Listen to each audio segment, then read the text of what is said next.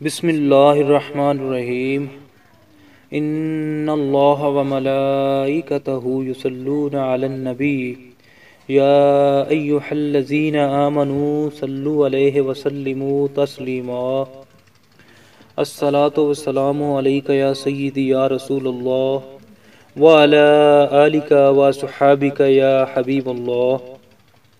آج کا میرا موضوع ہے محبت رسول، اور میری دعا ہے کہ اللہ تعالیٰ میری زبان پر کلمۃ الحق جاری فرمائے۔ محبت عرش الہی کا تحفہ ہے۔ اگر محبت نہ ہو تو دنیا بے رنگ ہو جائے، اگر محبت نہ ہو تو انسانیت کے چہرے کا نور ختم ہو جائے، اگر محبت نہ ہو تو دنیا کا سارا حسن زائل ہو جائے۔ محبت کے دم سے ہی ساری دنیا میں حسن ہے، دنیا میں حسن کائنات کے اجالے اور روشنیاں محبت کے دم سے ہی ہیں۔ اب محبت کس سے کی جائے؟ ایک محبت طبعی ہے، یعنی طبیعت کا کسی کی طرف رجحان ہو جانا۔ جس طرح باپ بیٹے کی محبت، اللہ نے قرآن مجید میں حضرت یعقوب علیہ السلام کی محبت کی کہانی کو بیان کیا ہے۔ جب حضرت یوسف علیہ السلام بچھڑ گئے تو رو رو کے باپ کی آنکھیں سفید ہو گئیں۔ عقل تقاضا کرتی ہے کہ فلاں سے محبت کی جائے، فلاں سے پیار کیا جائے۔ کیوں؟ اس لیے کہ وہ صلاحیتوں سے مالا مال ہے۔ کسی سے محبت اس لیے بھی کی جاتی ہے کہ وہ مشکل وقت میں کام آتا ہے، اس لیے کہ اس سے مستقبل میں کوئی غرض وابستہ ہے۔ اس نے اتنے احسانات کیے ہیں کہ میں ان احسانات کے بوجھ کے تلے سے دبا ہوں، لہٰذا مجبور ہوں کہ میں اس سے محبت کروں۔ کسی سے محبت اس لیے بھی کی جاتی ہے کہ وہ بڑا حسین ہے۔ خوبصورت ہونے کی وجہ سے کسی سے پیار کیا جاتا ہے، اور محبت کا یہ ایک بہت بڑا داعیہ ہے۔ یہ محبت عقلی ہے، اور محبت شرعی یہ ہے کہ شریعت حکم کرے کہ فلاں سے محبت کرو۔ یہ محبت شرعی ہے۔ محبت طبعی ہم اپنے والدین سے کرتے ہیں، لیکن آقا کریم سید عالم صلی اللہ علیہ وآلہ وسلم نے فرمایا انما انا لکم مثل الوالد، میں تمہارے لیے باپ کی جگہ پر ہوں۔ لہٰذا اس وجہ سے بھی حضور اس بات کا حق رکھتے ہیں کہ حضور سے پیار کیا جائے۔ والدین بندے کو دنیا پہ لانے کا سبب ہیں، لیکن حضور کے سبب سے اللہ نے کائنات کو وجود بخشا ہے۔ اگر حضور نہ ہوتے تو کائنات کو خلق وجود نہ دیا جاتا۔ محمد نہ ہوتے تو اے بندہ پرور خدا خود ہی ہوتا، خدائی نہ ہوتی۔ تو اس لیے ہم اپنے وجود میں بھی محتاج ہیں رسالت مآب صلی اللہ علیہ وآلہ وسلم کی۔ محبت عقلی، کسی سے اس لیے پیار کیا جاتا ہے کہ اس کے احسانات بڑے ہیں۔ بتاؤ حضور سے بڑھ کر احسانات کس کے ہو سکتے ہیں؟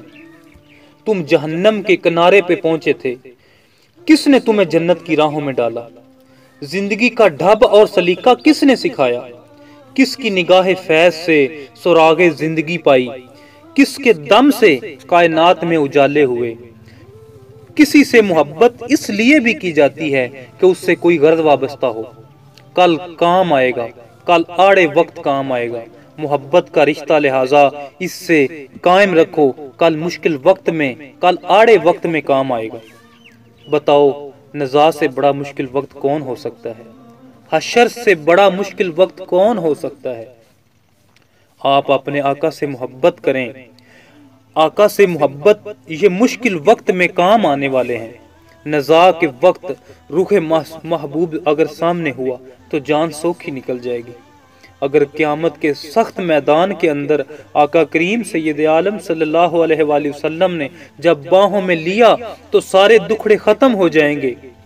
کسی سے محبت اس لیے بھی کی جاتی ہے کہ وہ سونا بڑا ہے۔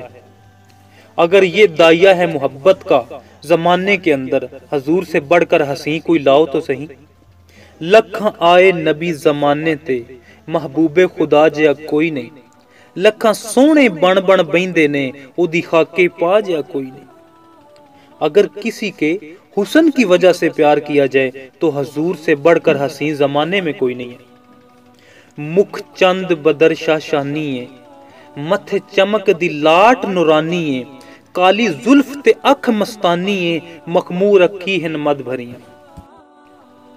حضرت ابو ہریرہ رضی اللہ تعالیٰ عنہ سے پوچھا اور فرماتے ہیں کل قمر لیلۃ البدر، کیا پوچھتے ہو؟ حضور 14ویں رات کا چمکتا ہوا چاند تھے حضور۔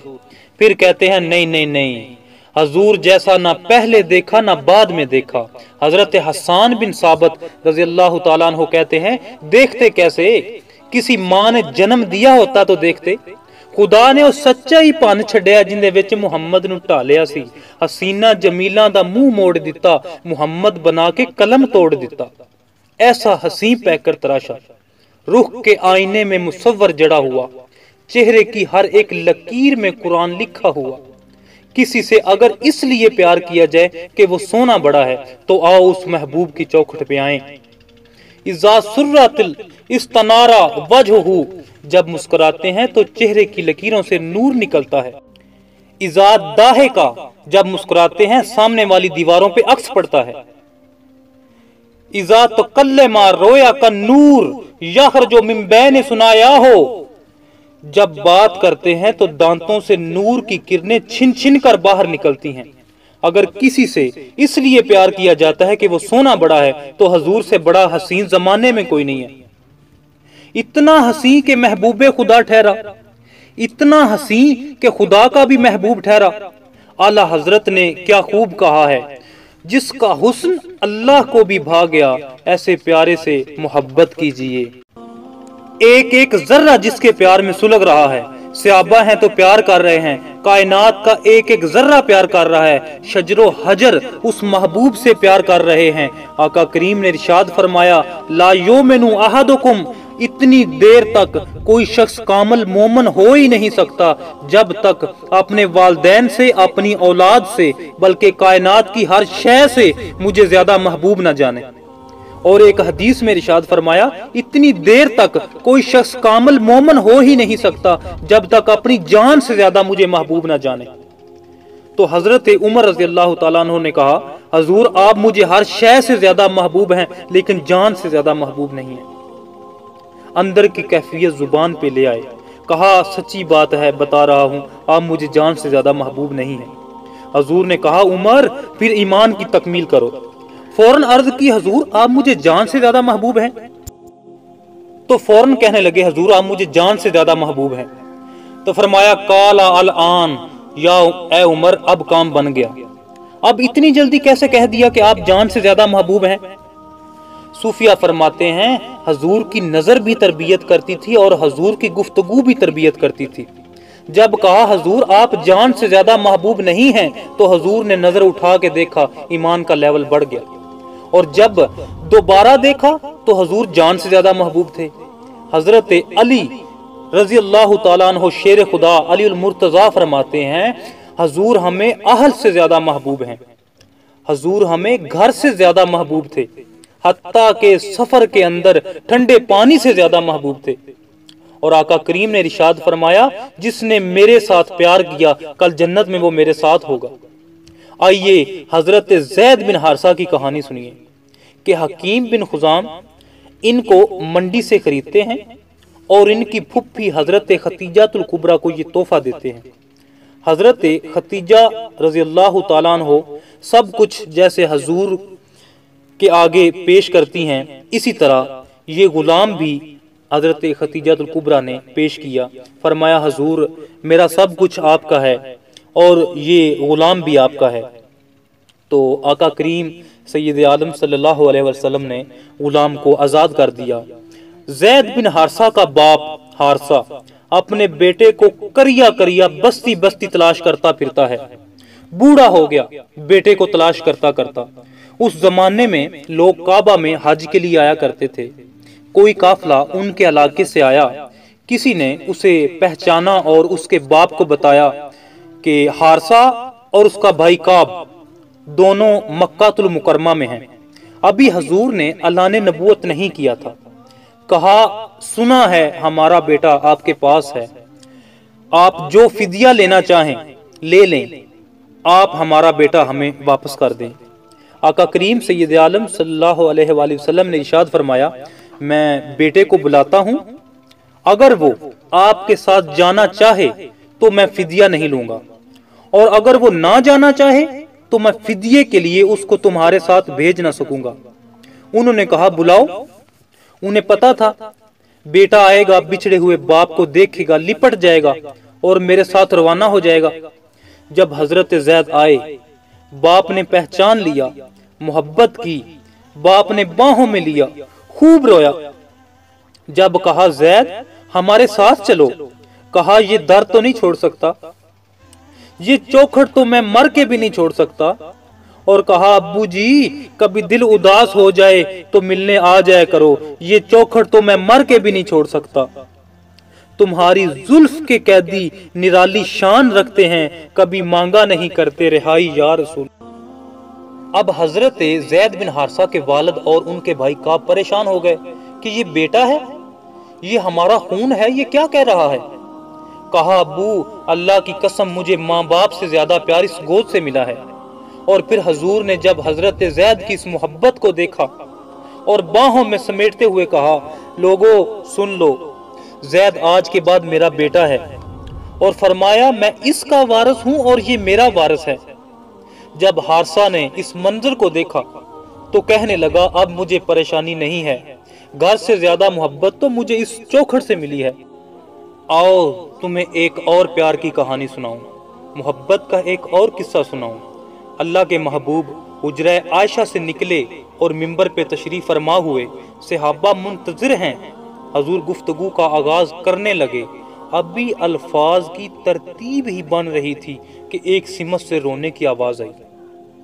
सहाबा दाएं बाएं देखते हैं, रोने वाला नजर नहीं आता। फिर अचानक देखा कि एक सिमत खजूर का खुश्क तना है जिससे सिसकियों की आवाज आ रही है। आज पहले दिन हजूर मिंबर पे तशरीफ फरमा हुए थे। उस पहले हजूर उस तने के साथ टेक लगा के वाइज करते थे, कभी हजूर उसके ऊपर हाथ रख लेते।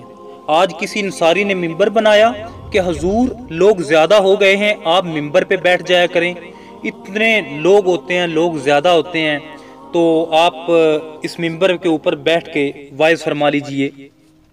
तो पहले हजूर उस तने के साथ टेक लगा के वाइज करते थे।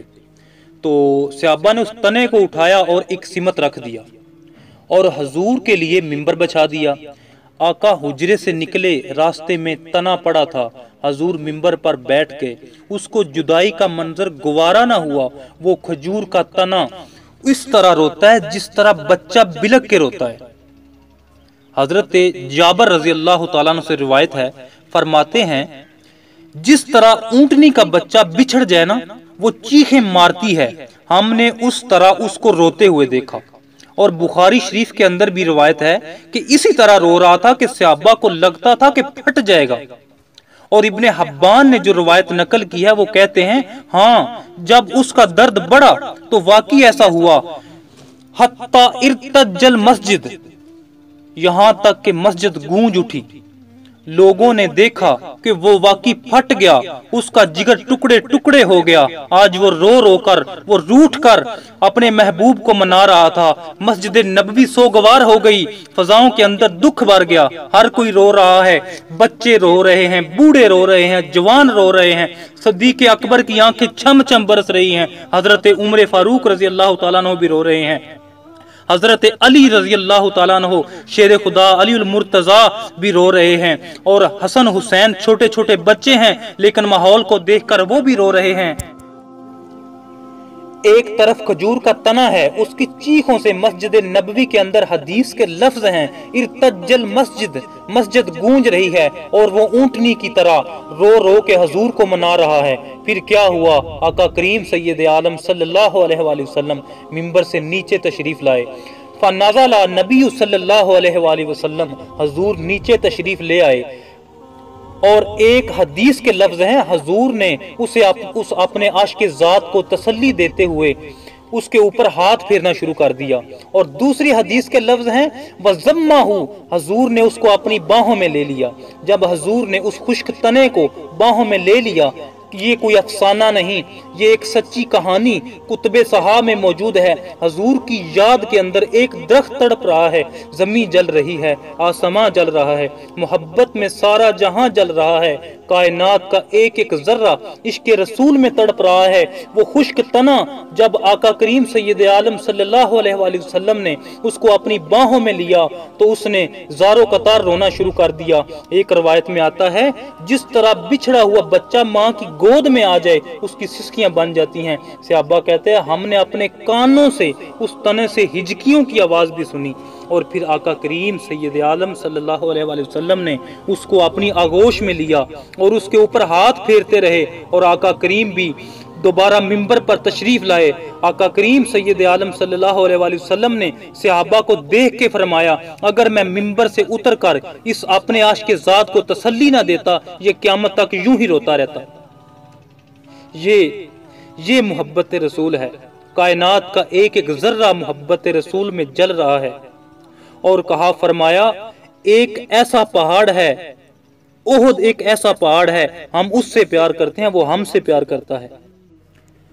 کائنات کا ایک ایک ذرہ میرے رسول سے پیار کرتا ہے۔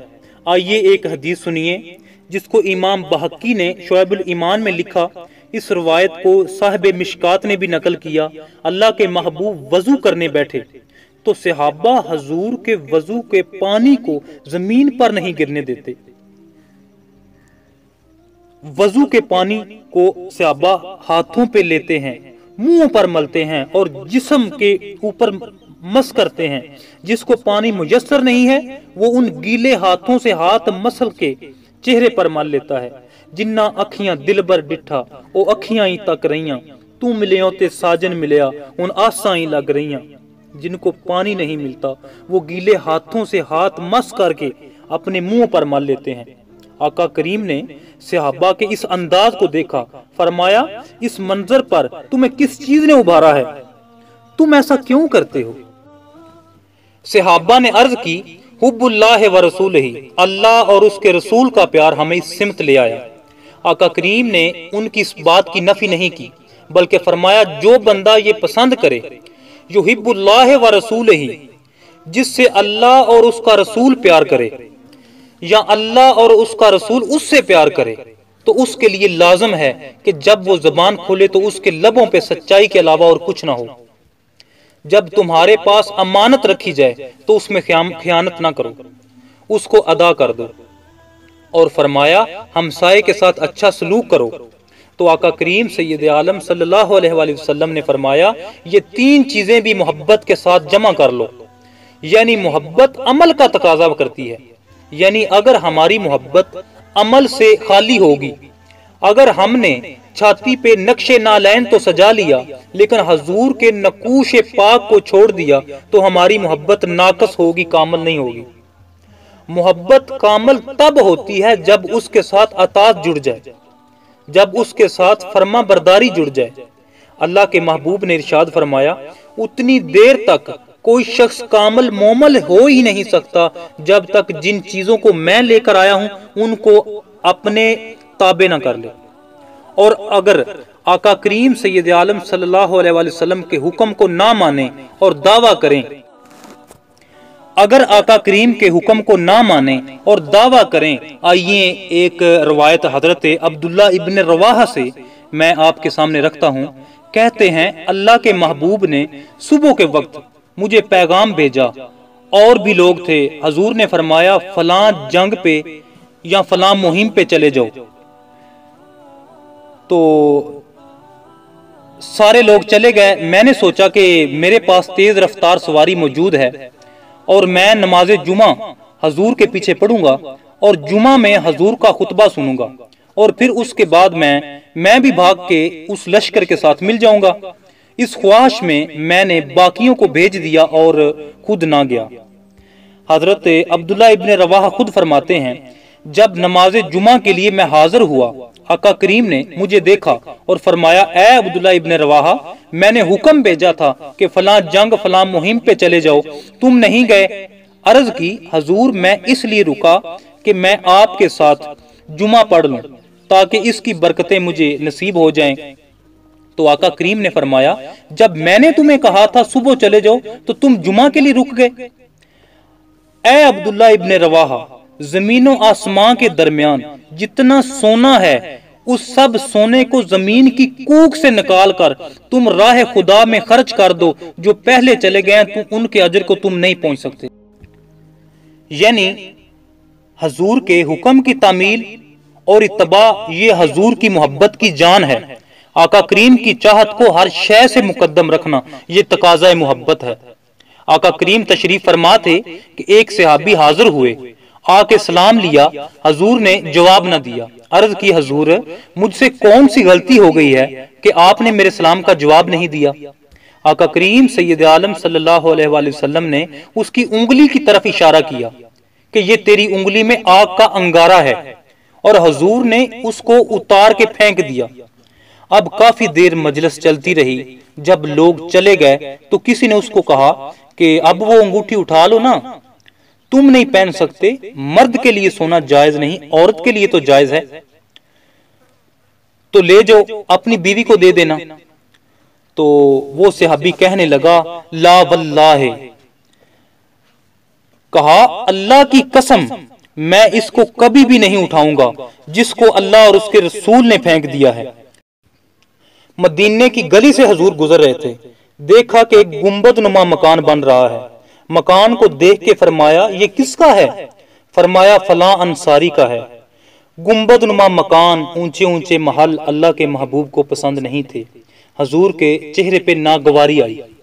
اس انصاری کو حضور کے چہرے کی اس ناگواری کے بارے میں پتا چلا۔ اس نے اس مکان کو زمین کے برابر کر دیا۔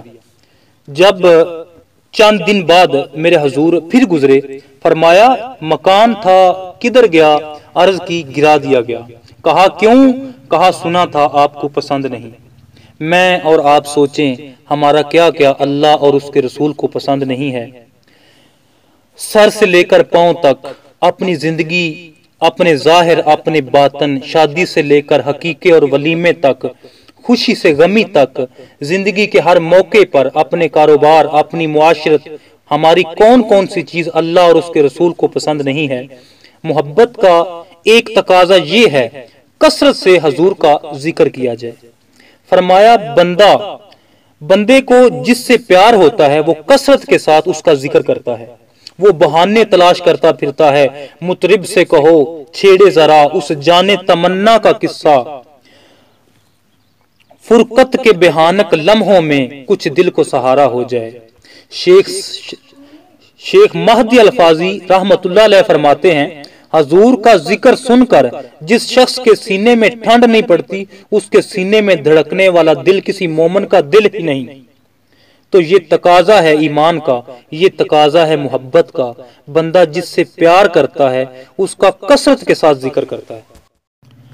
علامہ رومی لکھتے ہیں کسی نے مجنو کو دیکھا کہ وہ ریت کے اوپر لیلا لیلا لکھ رہا ہے۔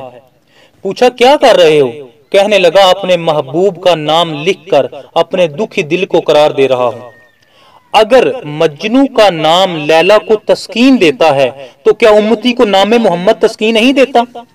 بلکہ میں تو کہتا ہوں میں خانہ سہارا دیتا ہے نہ جام سہارا دیتا ہے، ہم کو تو مدینے والے کا ایک نام سہارا دیتا ہے۔